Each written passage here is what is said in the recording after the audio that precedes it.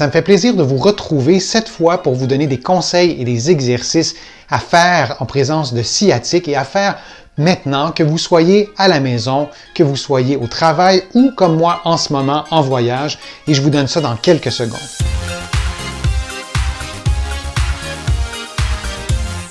Je suis Denis Fortier. Si vous êtes nouveau ici sur ma chaîne YouTube, je vous conseille de vous abonner en cliquant sur le coin inférieur droit de l'écran. Je vous invite aussi à visiter mon site web, le www.denisfortier.ca. Maintenant, les douleurs de sciatique, les douleurs au bas du dos qui parfois irradient jusqu'à la fesse, la cuisse, le mollet, parfois jusqu'aux orteils. Qu'est-ce que vous pouvez faire maintenant?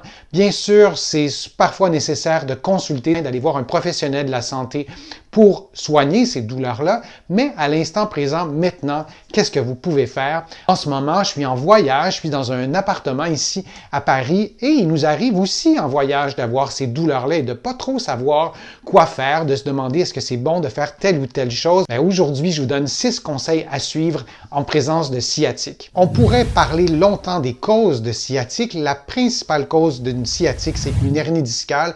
Il y a aussi d'autres problèmes qui peuvent causer des sciatiques. Par exemple, une sténospinale, des tensions musculaires importantes, et il y en a beaucoup d'autres, mais aujourd'hui, je vais vous donner des trucs très concrets, des exercices, des conseils. Avant de suivre les conseils et les exercices que je vous donne, vous allez vérifier en présence d'une sciatique, donc d'une douleur qui part du bas du dos ou de la fesse et qui irradie vers le genou, le mollet, le pied et peut-être les orteils aussi. Vous allez donc vérifier si vous avez des signes neurologiques. Par exemple, si vous avez des signes d'incontinence, si vous avez des diminutions de sensibilité près des sphincters, si vous avez un pied tombant, c'est-à-dire que vous marchez et votre pied ne se relève pas, si vous avez de la faiblesse très localisée et relativement importante, et ceci ne sont que quelques-uns des signes neurologiques, donc si vous avez des signes neurologiques, vous consultez vraiment très rapidement pour pouvoir bien comprendre ce qui se passe, pour pouvoir avoir une opinion d'un professionnel de la santé sur votre condition. De là, vous pourrez décider de la suite des choses. La première chose à faire en présence d'une sciatique pour mettre toutes les chances de votre côté pour que cette douleur-là s'en aille le plus rapidement possible, c'est d'identifier les positions et les postures qui reproduisent la douleur. En général, il y a 2 catégories. Il y a les personnes pour qui la douleur va être augmentée lorsqu'elles sont debout. Et il y a d'autres personnes pour qui la douleur va augmenter lorsqu'elles sont assises. Donc, essayez de voir dans les derniers jours qu'est-ce qui augmente votre douleur. Et lorsque vous aurez identifié cette cause-là, essayez de prendre un peu moins souvent cette position-là ou cette posture-là. Donc, soit être assis ou debout. Ça peut sembler peut-être évident de le dire, mais j'ai beaucoup de patients qui viennent me voir et qui n'ont pas pensé à identifier qu'est-ce qui augmente la douleur en termes de position assise ou position debout. En général, en présence d'une sciatique, les positions prolongées, quelles qu'elles soient, augmentent la douleur, mais pour certaines personnes, de marcher, ça va faire du bien. Pour d'autres personnes, de s'asseoir, ça va faire du bien. Une deuxième chose à faire en présence de sciatique, c'est de prendre soin de sa position de sommeil. Il y a des personnes qui, en présence d'une sciatique, ont aucune difficulté à dormir, donc la position couchée au lit n'est pas un problème. Donc, si c'est votre cas, tant mieux pour vous. Peut-être que ce conseil-là sera un peu moins utile, mais il arrive souvent que des personnes en présence d'une sciatique ont de la difficulté à dormir et ça devient un deuxième problème en soi. Ça devient un cercle vicieux. On dort moins bien, on récupère moins bien, on devient plus fragile à la douleur et ça tourne en rond comme ça dans une spirale négative. Pour prendre soin de votre position de sommeil, c'est tout simple. Vous allez d'abord placer un coussin ou 2 entre vos jambes de façon à maintenir parallèles vos membres inférieurs. Dans la vie de tous les jours, on ne marche pas, on ne colle pas nos genoux. Or, lorsqu'on est couché, on ne devrait pas faire la même chose. Même vous pourriez suivre ce conseil-là pour toujours dormir avec un coussin ou 2 coussins entre les genoux, dépendamment de votre morphologie. Vous pouvez aussi mettre un coussin sous les genoux si vous dormez sur le dos. On ne souhaite pas adopter cette position de sommeil-là tout le temps, mais dans un contexte de douleur, dans un contexte de sciatique, de douleur au dos, si de maintenir les genoux un peu fléchis pendant votre sommeil, ça vous aide à mieux dormir, je pense que c'est une bonne idée de le faire. Il y a une troisième façon aussi de modifier votre position de sommeil pour supporter vos courbures, pour supporter votre colonne vertébrale, c'est de placer un rouleau au niveau de la taille lorsque vous êtes couché sur le côté. C'est là aussi une intervention que vous allez faire pendant que vous avez la douleur. Vous n'allez pas dormir toujours avec ça pour le restant de vos jours, bien sûr, mais en présence de douleur, le fait de supporter le creux lombaire, ça peut être bénéfique. Il y a des personnes qui sont relativement minces et qui ont un bassin plutôt large. Donc, lorsqu'elles sont couchées sur le côté, la région lombaire n'est pas du tout supportée et dans un contexte de sciatique ou de douleur au bas du dos, le fait de placer un rouleau d'un diamètre vraiment proportionnel à votre morphologie et aussi en tenant compte du type de matelas que vous utilisez, si le matelas est plutôt mou ou plutôt ferme, donc d'ajouter ce rouleau-là pourrait vous faire du bien. Si une de ces façons-là de modifier votre position de sommeil ne vous fait pas du bien, bien évidemment, vous ne l'utilisez pas, le confort devrait être instantané. Donc, si vous essayez, si vous mettez en pratique un des trucs ou plusieurs des trucs et des conseils que je vous donne dans cette vidéo-là, et vous voyez tout de suite que ça ne fonctionne pas, vous n'insistez pas, vous laissez tomber ce conseil-là pour mettre en pratique les autres. En présence de douleurs au dos, en présence de sciatique, les muscles fessiers sont souvent interpellés, sont souvent tendus, et dans la majorité des cas, ces tensions-là aux muscles fessiers, on ne les sent pas, on ne les perçoit pas. Par contre, si on va palper nos fessiers, si on va palper l'os du bassin qui s'appelle la crête iliaque, on va vraiment sentir qu'il y a des tensions, on va avoir peut-être même de la douleur à la palpation, bien que cette douleur-là ne nous incommode pas dans la vie de tous les jours.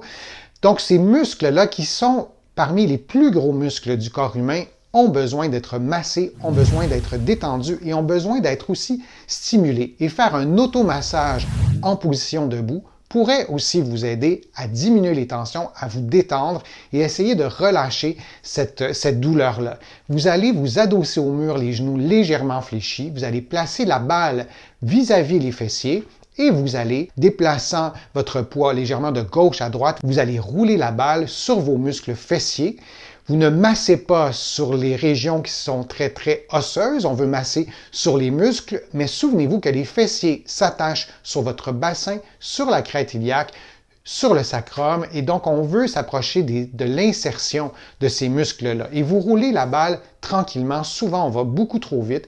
On commence par placer la balle, de trouver un point de tension, et on va faire des petits mouvements très lentement en roulant la balle et assurez-vous aussi de faire rouler la balle jusqu'à la hanche presque, parce que les fessiers, c'est des muscles ronds et on a besoin d'aller masser la totalité de ces muscles-là. Donc, il faut rouler la balle presque jusqu'à la hanche, c'est-à-dire qu'à la fin de cet automassage-là, vous devriez être presque perpendiculaire au mur. Et ensuite, vous revenez pour vous adosser au mur et vous massez aussi dans toute la hauteur des fessiers, c'est-à-dire de l'os du bassin, cette crête iliaque-là, jusqu'au bas des fesses, jusqu'à l'ischion presque.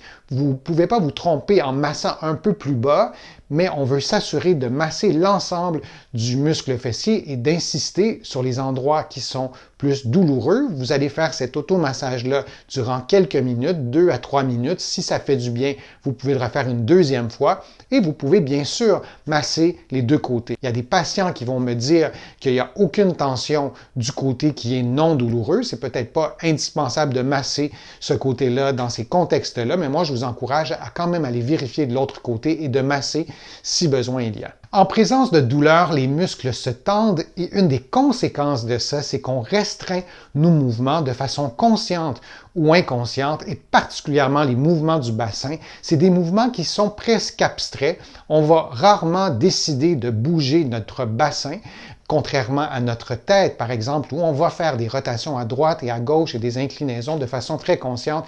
Or, le bassin, on le bouge constamment, mais de façon automatique. Je vous encourage à maîtriser la bascule du bassin. Une façon simple de le faire, c'est de le faire en position assise. Vous allez donc vous asseoir, être bien détendu, et vous allez basculer votre bassin vers l'avant et vers l'arrière. Si vous préférez, vous allez augmenter, vous allez amplifier la courbure du bas du dos ou à l'inverse, vous allez diminuer, vous allez réduire la courbure du bas du dos. Lorsque vous serez familier et familière avec ce mouvement-là, lorsque ce sera simple pour vous de le réaliser, faites-le adossé au mur. Je vous recommande d'abord de vous adosser au mur en maintenant les genoux légèrement pliés et vous faites le même mouvement de bascule du bassin vers l'avant, vers l'arrière, et graduellement, vous faites le même mouvement, mais en dépliant les genoux, jusqu'à ce que vous puissiez faire la bascule du bassin en étant complètement adossé au mur sans plier les genoux. Attention, il y a des personnes qui n'arrivent pas à faire ce mouvement-là, et ce n'est pas une exigence non plus, mais c'est une bonne idée de rééduquer ce mouvement-là. Vous allez faire 4 à 5 mouvements, vous allez prendre une pause et vous allez répéter cette séquence-là 3 fois. Si vous voulez augmenter le niveau de difficulté, vous pouvez faire cet exercice-là adossé au mur en maintenant votre tête au mur et le regard bien horizontal. Vos yeux ne doivent pas regarder le plafond, mais bien le mur qui est devant vous. Et dans cette position-là, les genoux dépliés, le regard bien horizontal, la tête au mur, vous faites cette bascule du bassin-là. Encore une fois, il y a des personnes qui ne peuvent pas faire ce mouvement-là en raison de leur morphologie, par exemple. Si c'est votre cas, vous allez le sentir tout de suite que c'est impossible, que ça augmente les tensions. Vous ne le faites pas. Vous adaptez toujours les exercices que je vous donne à vos capacités physiques. Et s'il y a un exercice qui augmente la douleur, s'il y a un conseil qui augmente la douleur, vous vérifiez que vous avez bien adapté, par exemple, cet exercice-là. Et si ça ne fonctionne pas, bien vous consultez, vous ne restez pas avec de la douleur. J'ai trop de patients qui me consultent alors qu'ils ont de la douleur depuis des mois et des mois, souvent en se disant « bon, ça va passer ». Si ça ne passe pas, si des exercices simples et des conseils simples n'arrivent pas à régler le problème, vous consultez un professionnel de la santé rapidement. Un autre conseil à suivre qui concerne encore une fois les muscles fessiers, vous allez assouplir ces muscles-là. Je vous ai donné une façon de masser vous-même les fessiers, mais c'est une bonne idée aussi de les assouplir. Vous pouvez faire ces assouplissements-là des fessiers en position assise ou couché sur le dos. Je vous le disais tout à l'heure, il y a des personnes qui ont de la douleur au dos, qui ont un problème de douleur de type sciatique et le fait d'être debout ou le fait d'être assis va soit diminuer ou augmenter leur douleur. Donc, je vous donne 2 façons d'assouplir les muscles fessiers. Vous pouvez faire les deux. S'il y a une des positions que vous ne pouvez pas prendre, bien, ça vous fera 2 options pour choisir celle qui est le plus confortable. De faire l'exercice assis ou couché sur le dos, c'est exactement le même exercice. Je vous le décris en position assise. Vous placez d'abord la cheville du côté douloureux sur le genou opposé. Vous allez vous assurer que vous vous tenez le plus droit possible, comme si vous étiez suspendu à un fil, et vous allez placer la main dans le creux de votre dos pour vérifier si le creux de votre dos est maintenu. Et s'il ne l'est pas, vous allez vous assurer qu'il le soit durant tout l'exercice. On veut maintenir le creux du bas du dos et ça, c'est une condition sine qua non. Si vous perdez le creux du bas du dos pendant l'étirement, ça ne fonctionnera pas. L'exercice va être beaucoup moins efficace. Donc, la cheville du côté douloureux sur le genou opposé, le bas du dos bien creux, vous allez prendre votre genou du côté douloureux avec vos mains et doucement, vous allez lever votre genou en diagonale, en direction en fait de votre épaule opposée et vous allez expirer tout en maintenant le creux du bas du dos. Dès que vous sentez une tension, vous allez maintenir cette position-là, vous allez respirer de façon détendue, vous allez tenir la position une trentaine de secondes, un peu plus ou un peu moins selon votre condition, et vous allez relâcher. Attention, cet exercice-là, comme tous les autres, ne doit pas augmenter la douleur. C'est un exercice qui doit vous faire du bien ou c'est un exercice qui doit assouplir les fessiers. Si ça reproduit, par exemple, une douleur dans vos orteils ou dans votre pied, ce n'est pas un bon exercice à faire, vous l'arrêtez immédiatement et vous consultez un professionnel de la santé. Si vous faites l'exercice couché sur le dos, c'est exactement la même chose. Vous allez plier le genou du côté qui n'a pas de douleur et vous allez placer la cheville du côté douloureux sur ce genou-là. Et ensuite, c'est la même chose. Vous allez tranquillement apporter avec vos mains votre genou en direction de l'épaule opposée tout en maintenant le creux du bas du dos. Et vous allez garder cette position-là 30 secondes et c'est les mêmes indications que si vous faites l'exercice en position assise. Et le dernier conseil que je vous donne pour diminuer la douleur de type sciatique ou la douleur au bas du dos, vous allez placer un enveloppement chaud au bas du dos pendant que vous êtes soit en position assise ou soit couché sur le ventre. Attention, lorsque vous placez une chaleur humide dans un contexte où vous avez de la douleur et que la chaleur vous soulage, attention de ne pas vous coucher sur cette chaleur-là. Ça peut sembler anodin de le dire. Il m'est arrivé de temps à autre de voir des personnes qui s'étaient couchées comme ça sur la chaleur, qui s'étaient endormies parce qu'elles étaient soulagées. et ces personnes-là s'étaient brûlées et parfois assez sévèrement. Donc, vous placez une chaleur humide, ça peut être une bouillotte que vous entourez d'une serviette humide et vous pouvez peut-être utiliser une ceinture pour la tenir et vous maintenez cette chaleur-là de 15 à 20 minutes. Certaines personnes vont aussi vouloir prendre des analgésiques, des anti-inflammatoires dans un contexte de douleur forte. Il n'y a pas d'études scientifiques qui démontrent que le fait de prendre des analgésiques ou des anti-inflammatoires diminue la douleur et améliore la condition physique de la personne à long terme, mais ça peut vous soulager au moins momentanément. Ça peut vous permettre peut-être aussi de faire des exercices que je vous ai donnés dans cette vidéo-là.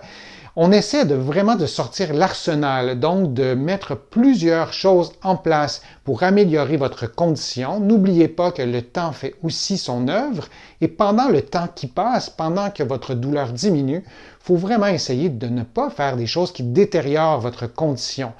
Ça aussi, ça peut sembler évident de le dire, mais parfois la condition s'améliore un peu, la personne est encouragée et la personne va aller faire une activité qui augmente la douleur et en se disant, bon, ça allait quand même mieux, je vais faire l'activité quand même. C'est parfois une erreur de faire ça.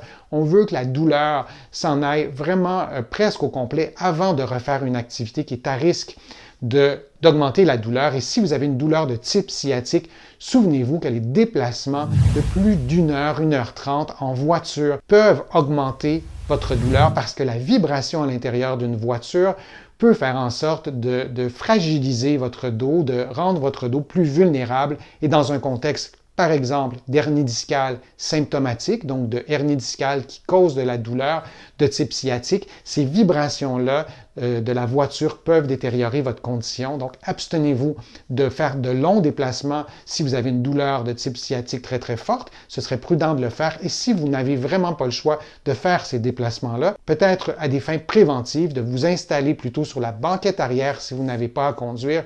Et si le voyage est vraiment très, très long, de vous allonger sur la banquette en étant à l'horizontale. L'impact des vibrations va être complètement différent que si vous êtes en position assise. J'espère que ma vidéo vous a été utile. J'espère que les trucs, les conseils, les exercices que vous allez mettre en pratique vont diminuer votre douleur. Si vous avez aimé ma vidéo, je vous invite à cliquer j'aime, à la partager sur vos réseaux sociaux. Vous le savez, ça me donne un bon coup de main, ça me donne plus de visibilité, ça me permet de produire de nouveaux contenus. Vous allez aussi trouver beaucoup d'informations sur mon site web, le www.denisfortier.ca. Et dans mes livres qui sont disponibles au Canada, aux éditions du Trécarré, sur le web et aussi bien sûr en librairie, mes livres sont disponibles en France, en librairie et sur le web. Je suis Denis Fortier, je vous remercie beaucoup, à bientôt.